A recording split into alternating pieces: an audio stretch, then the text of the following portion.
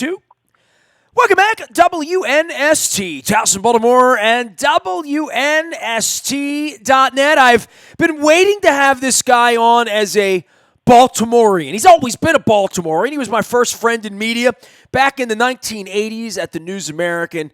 Went on to do some things with Michael Jordan and minor league baseball, then, of course, with the New Orleans Saints, the Atlanta Falcons, and now back just off the Homewood campus, calling Baltimore his home as the head of the PR thing for the Bahamas Bowl, my friend. And let's see, what else do you do, man? PR for the Football Writers Association and sometimes WNST contributor and foil. We welcome Chris Pika back, fresh off of Hall of Fame inductions over at Mount St. Joe. Man, they invite you up here once a year to MC a banquet. You don't have to live here, Chris. You know, you could have stayed in Atlanta.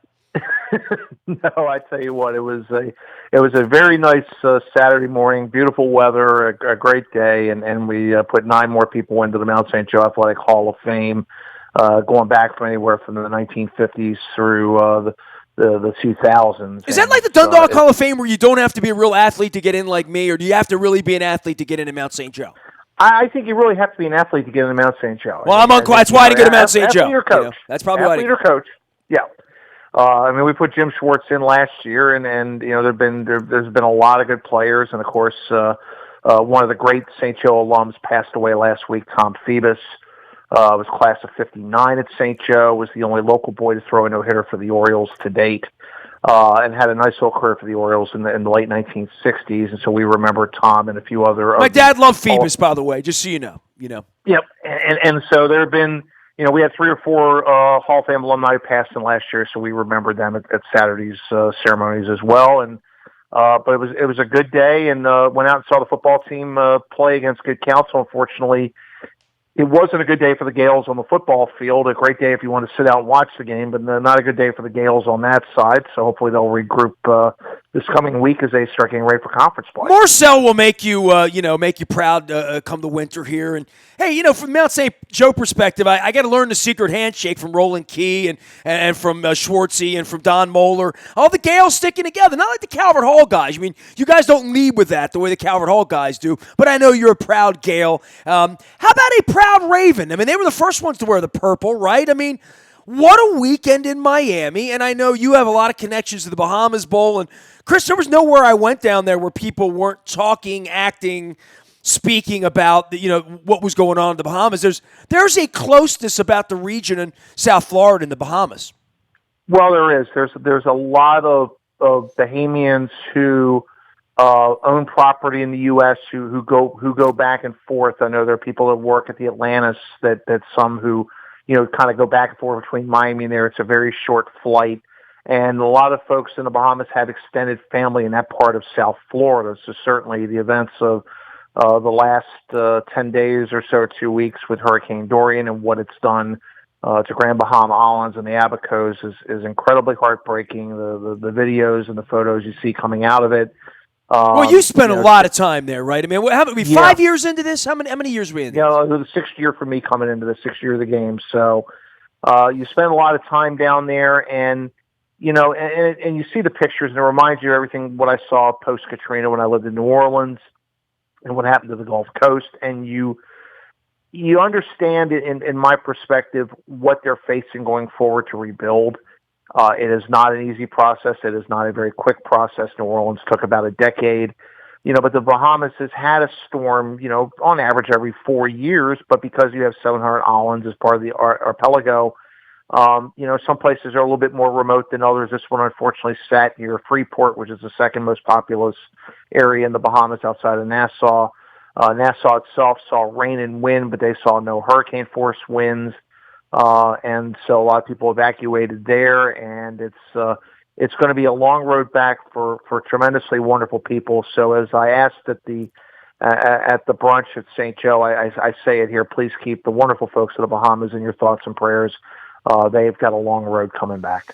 Well, for you and coming back here to Baltimore and being a part of this and sort of doing a fly-in after not living here for the better part of a couple of decades, summer with the Orioles, I mean, you do enough radio with me. You have a vibe about where the sports fan is in Baltimore. What a week, right? Like the Terps beating the snot out of teams, getting into the top 25.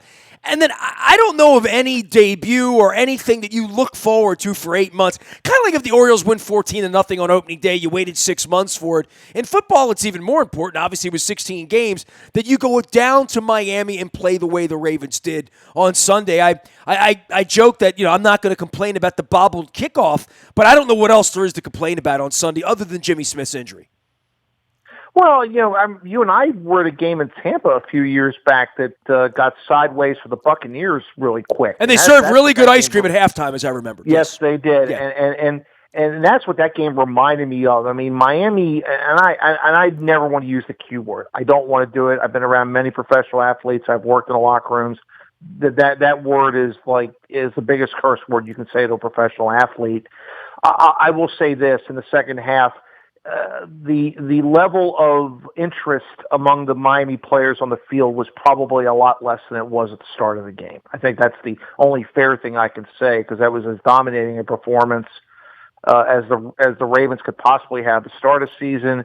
And it's awful hard to walk in a locker room down whatever it was at halftime. And I don't know if you're the head coach of Miami, Flores, what you tell your team at halftime to try to rally them in the second half. What a test for him, right? You do his background, his DNA, and his gut check is all Bill Belichick at the front of the room for 16 years, and you turn around and there's no Bill Belichick anymore, and there's no Robert Kraft anymore, and there's no Tom Brady anymore, and there's no rings on the. I mean, it was an embarrassing effort. I mean, it was less than professional. But then again, the whole franchise in trading everyone away.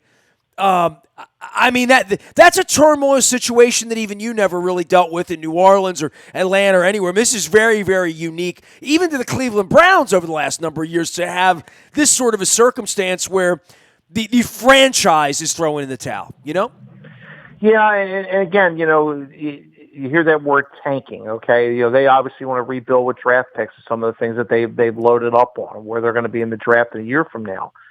But that message, even though that may be what the organization is doing in the upper offices, I mean, when you're coaching, whether you're head coach, assistant coach, player, you're worried about the next game on the schedule. You're not really worried about what the front office is doing in terms of personnel. You're worried about trying to win a football game the best you can. And some days, it's just not your day. Either you don't have the personnel to match up, or you just got off to a bad start, which they did, and then you get off to it's halftime and you're down big.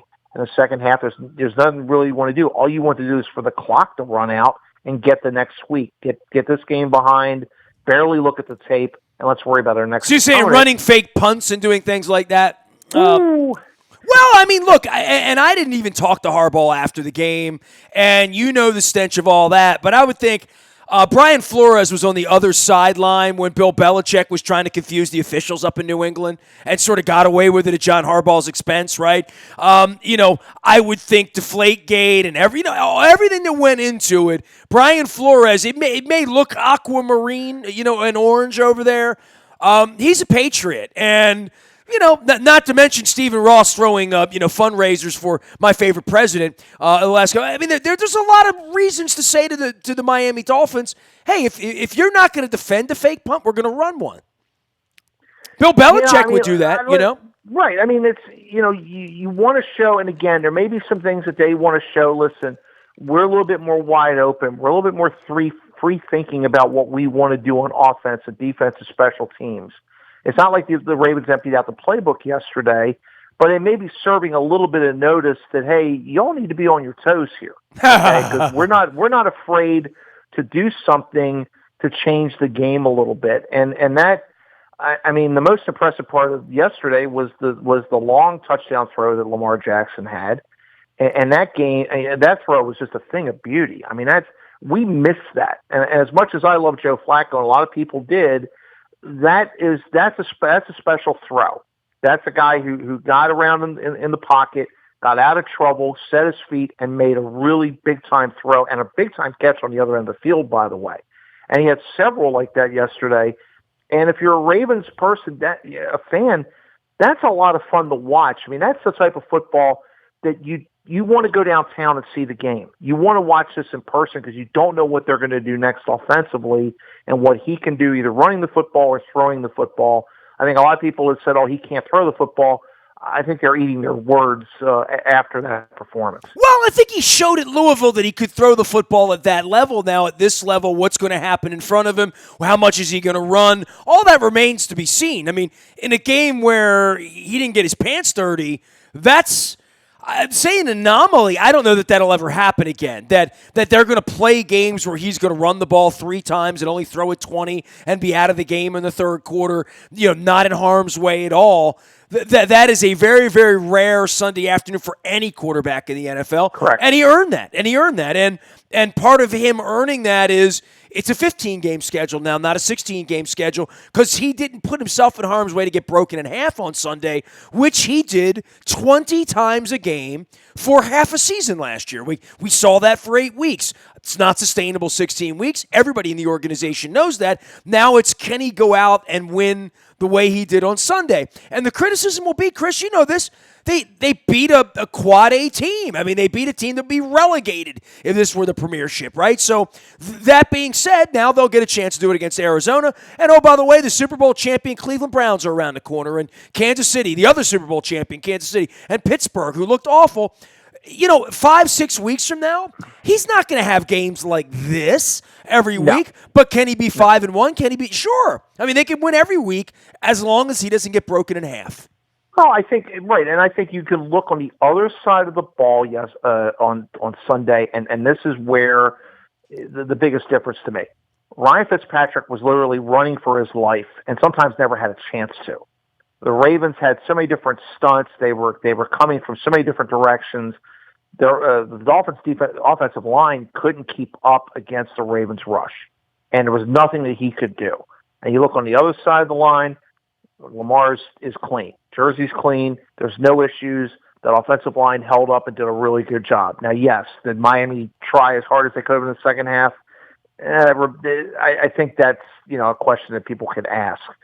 But if you can keep him generally clean and his instincts know when to run and when to stay in the pocket and throw the football, you've got to like the direction of what they're showing. And again, I know it's one game. It's overreaction to the first game of the year. The Ravens aren't as good as 59 points, and the Steelers aren't as bad as they looked against the Patriots. The Browns aren't as bad as they looked against the Titans. It's all about making the adjustments from here on out, and now you start to get a little bit of film on people, and how do you break him down? What's different about Lamar Jackson in year 2 that wasn't there in year 1? It's the same the teams did to Joe Flacco. After he had his success his rookie year, they started breaking him down, and how do you make him throw the ball away? How do you get him to throw into traffic? And so that's how you react to those adjustments is going to tell you how far you can grow as an NFL quarterback or at any position. But you can't ask for a better start than what they had. But the real work is now ahead of them again. Chris Pika is here. He is blog and tackle and contributing Bahamas Bowl as well as the Pro Football Writers Association, and coming to a college football game near you. And if you see that guy at BWI that looks like Chris Pike, well, it might be because Chris has moved back to Baltimore from Atlanta so he can be closer to me, Crab Cakes, and the Baltimore Ravens. He's calling in on the Lee Tessier team hotline. Lee Tessier, helping me sell my condo and helping people for a couple decades now sell their property around here. The Lee Tessier team of real estate professionals can give you an instant cash offer on your home, or they can get your home sold guaranteed. 638-9555. I'm getting numbers transposed here at my old age. The Lee Tessier team. Also brought to you by our friends at Cole Roofing, sponsor of our community and charity series. Bill Cole is here each and every Wednesday providing some therapy for me, some civic therapy. I don't need any this week after 59-10 victory. Of course, the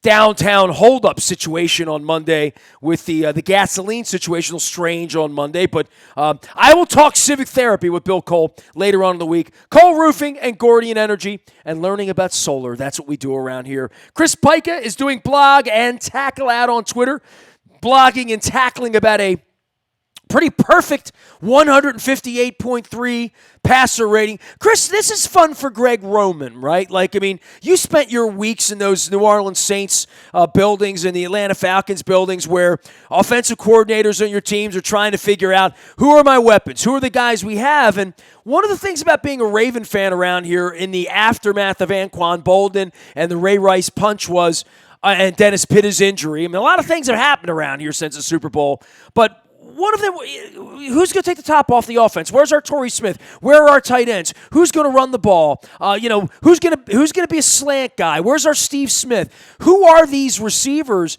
And for this kind of an offense where the quarterback can take off and is the fastest guy on the field, the Hollywood Brown thing's incredible, and that's really a tribute to DaCosta, but Roman having this golf bag now with all of these different tools.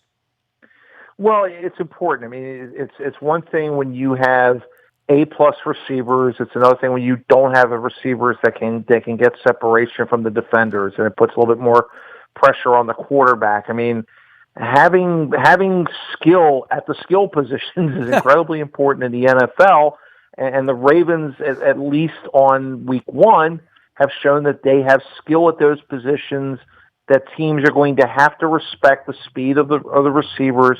They're going to have to respect Lamar Jackson's legs, and maybe you have to wait a half a step before you rush the quarterback. Maybe you have to wait half a step before you drop back into coverage because you're not sure what the Ravens are going to do on a given down and distance situation. Sometimes teams get very predictable, and we've seen that in Baltimore at times where you kind of know down distance, hey, here's what's coming. Well, trust me, the other team knows that too. And having that unpredictability where you can keep the defense off balance. And if you can do that and you have guys that can get separation from defenders downfield and you've got a quarterback who can sling it, you've got a chance to hit some big plays for big yards and put teams on their heels. And that's really what the Ravens did in week one. For you with the defense and trying to figure out where the pass rush is coming from, where a more sophisticated offense will come from, I tell you what, when it was 28-0, 35-3, I looked at and I saw Ryan Fitzpatrick coming out, and I thought to myself, this is a dream if you're Wink Martindale, right? You haven't had your defense really get a great look other than Nick Foles on the backfields or whatever, right? And now you got live bullets, and you got a quarterback that isn't just going to hand the ball off, that isn't going to go sob on the sidelines about his left tackle not being there, not having weapons. In Fitzpatrick, you've got a riverboat gambler that's going to come out there and try to beat your defense and test you a little bit. I thought that was really good for the Ravens defense, even though the score was lopsided. Well, I think you can't let up, and that's one thing you tell defense. You don't look at the scoreboard. You have to keep getting after the quarterback. You cannot let them back in the game, and it's live bullets. Okay, every snap counts, every opportunity counts. So, it's I saw a couple of plays where they stuffed the wide receiver after catching the ball out of the backfield. They snuffed out some plays and really put Miami into some really bad down and distances. They respected Fitzpatrick, who could throw the ball a little bit and get around and hand off, but they closed a lot of holes very quickly. They were very engaged in the game. They were very engaged in what they needed to do to be successful, and it didn't seem like they let up off the gas the entire game, and that's what you want from your defense, regardless of what that scoreboard looks like and how lopsided it was. You still have opportunities to make plays, get sacks, get interceptions, make big hits, whatever that is. Every snap is a chance to get better for the next one and the next one after that. And I really believe that the Ravens' defensive effort throughout the game on Sunday was solid across the board and was solid for 60 minutes. Those poor bastards in Cleveland, huh? Yeah, that's not a way you want to start your year. But Freddie Kitchens is a good coach and a good person. I'll be very interested to see how they rebound from the game that they had against Tennessee. They've got some weapons, but they're going to have ebbs and flows like every team does. Not everything's going to go your way. Sometimes the Ravens have a day like they did on Sunday, and sometimes the Browns are going to have the type of day they had on Sunday. And it's how you respond to both of those as you move forward is going to tell you the character of your team. Well, Mike Tomlin's got some character responding to do as well on the backside of that. But there was a kind of a lopsided league over the weekend, right? I mean, first week, there were some beatdowns. There were some lopsided scores. We got a team coming into this week that tied last week, for crying out loud, in the 10-minute tie period with Arizona coming in here this week. But there were some lopsided scores and some surprises in week one. Well, I think there were some surprises, and again, you don't know till you get out there. In week one when the bullets are flying live, especially now the way the preseason is being structured. A lot of teams because they don't play. Not running. They're not running their starters out there. They're not playing them barely. So it's almost like the first game of the season becomes almost that third preseason game in some respects, where you got the starters out there for the most part, and everybody's kind of getting it together. So it's almost like, and you don't want to throw out a W at all, okay? And you do want to throw out an L on opening day. You want to throw out that L very quickly. But you kind of get a sense here within, like, by week 4 what your team is going to be like. So it's now making those adjustments. And so as good as the Ravens looked on Sunday, they're not going to score 59 every week, and they're not going to hold teams to 10. There are going to be games where the offense is not going to be as sharp. Lamar's not going to be as sharp. The running game isn't going to be as solid. The offensive line may be a little bit more porous. And then there's going to be, even Pittsburgh against New England, I don't think that was as much Pittsburgh playing poorly as it was New England played really well. And Tom Brady at 42 years old is continuing to play at an incredibly high level. And he's got some receivers that can make catches. And, oh, by the way, they've got a head case who can catch a lot of balls. I was going to throw that to you because, it was the lead story everywhere for days and days and days. You're a guy that lived in these buildings. You lived on the PR side. You, like me, know Drew Rosenhaus. I wonder how many times he's lied to you. And I just watched this thing unfold as a circus over the weekend. And I know Mike Tomlin was praised about, getting rid of it in addition by subtraction and the Raiders and Mike Mayock. And then there's the recording of conversation. Just some what's your observation on all this if you're in New Orleans and this circus is going on when you're there running around? Well, luckily we only had a couple of small situations and nothing like this. Well, you had Michael Vick in Atlanta though, so I must say that, right? Yeah, but that all happened after I had left the organization. When Mike was there, he was, I would say, incredibly well protected by the people around him. Whenever situations that came up, there were people who, would kind of take care of it and make sure it never saw the light of day or whatever that was. And we had a couple situations in New Orleans that were a little bit head scratchers, but nothing rising to this. And this wasn't a good situation for the Raiders, whether you're talking about the general manager, Mike Mayock, or John Gruden. And ultimately, somebody has to be in charge. And it just seemed like for a minute, Mayock got yelled at and that they've got a malcontent, but Gruden doesn't want choir boys on his team, so Antonio Brown is gonna play until Antonio Brown decided. Well, there's no thought there that Mayock's really running the place, right? In some sort of traditional sense. I don't know if I went to Steve Bisciotti and said, you can only pick one child, pick Eric or John, right? That's not the way this works. But in any traditional business, Mike Mayock would sit above John Gruden and what he would think would matter, right? We sort of think Mike Elias is running the Orioles, but we sort of used to think Buck was, right? So there's a little bit of that power struggle in a lot of these organizations, but certainly where the coach is making $10 million, he's in charge, right? Right, and Mark Davis was quite clear, and I believe there was something written a week or two ago that basically I think he even told Jack Del Rio, listen, I'm bringing you back, but I still want John Gruden here. Gruden was his guy. He felt like he was the guy to bring him back. So when you're paying him that kind of money, at the end of the day, you're going to listen to the person you're spending $10 million on as far as what you're going to do with personnel. Now, the one thing I did read, and Mike Sando of The Athletic did a nice piece on Monday talking about the fact that the Raiders could have fined him and suspended him for conduct detrimental and could have done so for up to 4 weeks. And so they could have gotten some leverage on a deal. The fact that they just cut him loose getting no compensation as opposed to Well, maybe just letting kind him of be waiting. an idiot for 4 weeks out on Twitter while you're trying to play football. Right, but then but you make him sit, and then you see if any team really is desperate to get him, then you make them pay you something for it, draft pick, whatever that is, just to take him off your hands. But they could have iced Antonio Brown for a quarter of the season, for all intents and purposes. They chose not to do that. And Sando's point in his article was more basically John Gruden went in and said, the heck with it. If he don't want to play for us, just cut him. Regardless of what you paid for him in draft picks to get him there, they didn't spend any money, but they didn't get anything on the back end where maybe they could have made it a little bit more uncomfortable on Brown's end. They made it a little bit too easy for him to get out. And so now you've got a roadmap if you're in Oakland and you don't like the situation there. Well, now here's your way of getting out.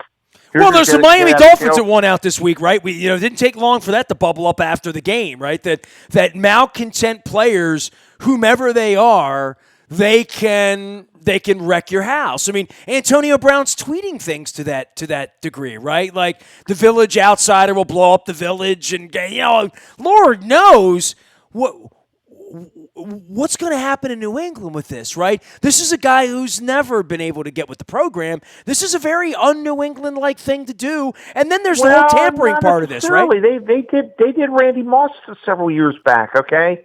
They've had their share of some of those guys that have come through there. But the biggest difference is you've got a head coach who basically, I'm sure, the second he walks in is going to read him the riot act and tell him, you're not doing this here or you're not going to be here. You want to win a Super Bowl, you can help us get there and make us better. But, hey, we've got great receivers. We had a great week one with the guys we had. We can ride with who we have and be perfectly fine. So if you want to win a ring and you want to come and play football with no distractions and we don't want to hear about it, then you're going to do it our way. It would seem to me that Pittsburgh would have been a lovely place to do that. You can't get along with Mike Tomlin and play and catch the ball with Ben Roethlisberger in an explosive offense in a football town. What makes you think you're going to go into meetings with Tom Brady and this is going to work out well? Right. Well, I mean, again, and that's a difference. That Tom Brady sits across from you and thinks that you're recording his conversations? Yeah, seriously, no, dude. I think Tomlin is much more of a player's coach where, he lets guys kind of, I think they let him, I don't want to say slide, but I think there's been some thought about that over the years where Belichick's going to tell him, listen, you either do exactly what we want and how you wanted to do it, or you're going to get run out of here. We're not going to play those games. We're not Mike Mayock and John Gruden, and I think the Patriots seem to think, hey, listen, if we get a guy in here, they can play football and just, because the guys in the locker room are going to police this. They'll make sure he doesn't say anything that's out of line. Brady's going to make sure. Brady's going to work. Where were the policemen in Pittsburgh? You know what? This is reminding me of the Billick conversation when they traded for T.O. Billick and I had a half-an-hour conversation that morning about how Ray Lewis was going to absorb him and all this stuff. And I keep thinking to myself, if you can't get along with Mike Tomlin and you can't play football in Pittsburgh, and you can't get along with Mike Mayock and John Gruden after you agree to go there, you make that agreement. There's no, I don't like dishonorable people, Chris. You know that. You've known me a long time. Once dishonored, usually always dishonored. You cheat on your wife, you'll probably lie to me too. You know what I mean?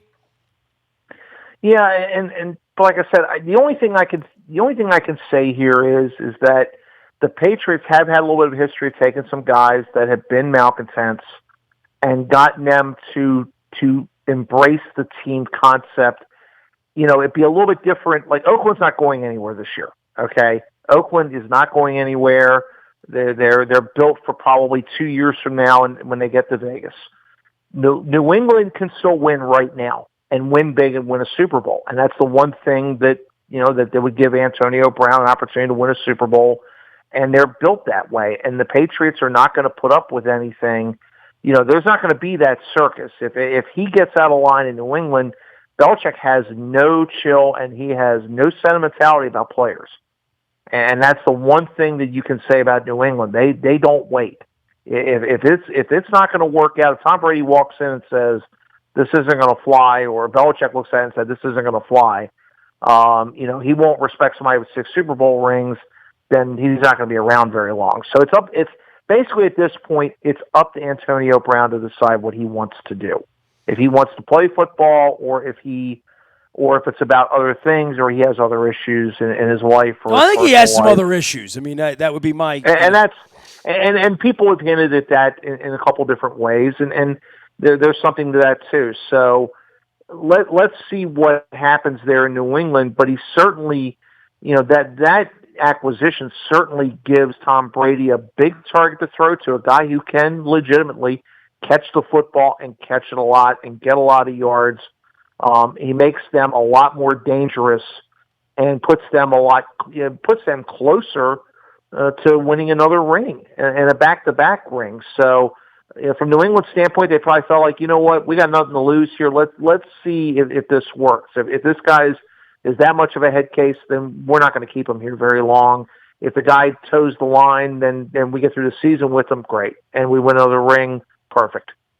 He is Chris Pika. He is Blog and Tackle. We will be watching all week long as the Arizona Cardinals, fresh off a National Football League tie with the Detroit Lions, coming to town this week. Chris, now living in Baltimore. Where are you going this week, man? You're always flying off doing some college football game somewhere on Saturday morning. Where are you having breakfast this week?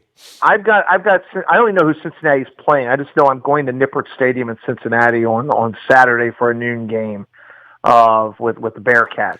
So I had week 2 off in order to do St. Joe, and in week 1 I had the Georgia State upset at Tennessee. So I had some pretty good luck in week 1. You get the former John Harbaugh's coming down from Miami of Ohio, the other Miami. Okay, so that'll be that'll be an interesting game, and that's a great atmosphere at Nippert. So it'll be good to get there and hopefully get back on Sunday in time for the game itself against the Cardinals. I smell a chili dog in your future, a coney with some cheese on it. I'm not big on the 5-way. Whoa! No. I always say it looks like a good idea before halftime, and it feels like a bad idea after halftime. That's what I say every year in Cincinnati. Well, I get that one a little later on in the year, Chris. Hey, man, welcome home. It's good to be in Baltimore. Since you came home, the Ravens are undefeated. I don't know if you know that or not. No, I did not know that. They're 1-0. There he goes. Chris Pika, Blog and Tackle, Communications Director of the Bahamas Bowl, sending some love to those folks, as well as to the folks out of Mount St. Joe, where he emceed the Hall of Fame induction ceremony for the athletic program over there over the weekend. You can find me out in the buyatoyota.com audio vault 24 hours a day from anywhere in the world on your mobile device by downloading the TuneIn Radio app. We come in crystal clear from anywhere in the world. The morning newspaper ships digitally to your email inbox at 7 a.m. It's all brought to you by Planet Fitness and PlanetFitness.com. $5 down, $10 a month, and always around the corner from you. I'm ready for football this week. Luke's in Owings Mills, Baltimore Positive, back out in Catonsville on Thursday with Sarah Heminger from Thread at Jennings Cafe. A Jennings burger is on the menu, although the lasagna was great last week.